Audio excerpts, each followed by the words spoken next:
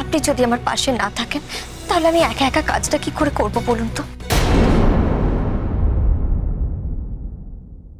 তার মানে তুমি বাড়ির লোকের কাছে হাত পাতবে? না না, তা কেন করব? আমি তো ওনাকে টাকাটা কাজ করে শোধ করে দেব।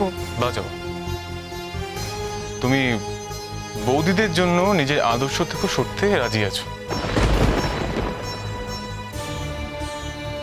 তাহলে তুমি এখন পড়াশোনা না করে এসব করবে? হ্যাঁ, যখন তুমি বুঝতে পারছো এই মডেলিং করা, অ্যাড করা, এইসব করতে গিয়ে তোমার পড়াশোনাটা কতটা এফেক্ট করবে, তুমি বুঝতে পারছো?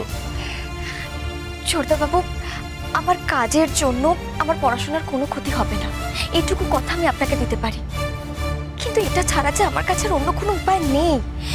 দেবী দিদিমণি মোটে 7টা দিনের সময় দিয়েছেন। এত কম সময়ের মধ্যে এতগুলো টাকা আমি কোথা থেকে জোগাড় করব? ও, তুমি সব সিদ্ধান্ত নিয়েই ফেলেছো? না না, এইসব নিয়ে আলোচনা করতে হবে না। আর আমাকে আর কিছু বলতে এসো, তোমার যা ইচ্ছা তুমি তাই করো। ছোটদাবাবু, আমার কথাটা শুনুন। ছোটদাবাবু যতই রাগ করুক, এছাড়া আমার হাতে যে আর অন্য কোনো উপায় নেই। একবার ওনার সঙ্গে কথা বলে দেখি, কিন্তু ওনার কার্ডটা কোথায় রেখেছি?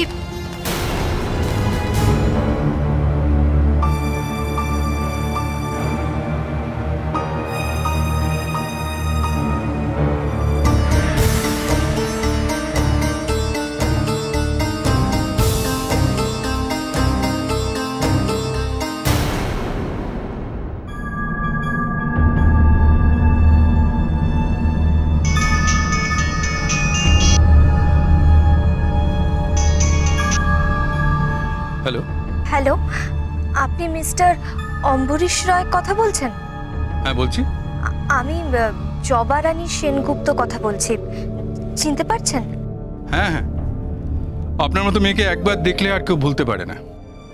আপনি তো মিসেস কলকাতা হয়েছিলেন, আর আমি আপনাকে আমার কোম্পানির ব্র্যান্ড অ্যাম্বাসেডর করতে চেয়েছিলাম, কিন্তু আপনি না বলে দিয়েছিলেন সেদিন, তাই তো? আসলে আমি কালকে আপনার সাথে একটু দেখা করতে চাই, সেটা করা কি সম্ভব?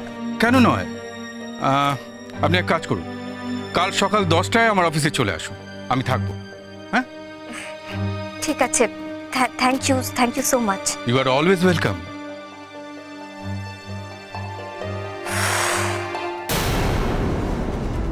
কিন্তু কাল সকাল 10টায় বেরোতে গেলে আমি তো বাড়িতে সত্যি কথা বলে বেরোতে পারবো না।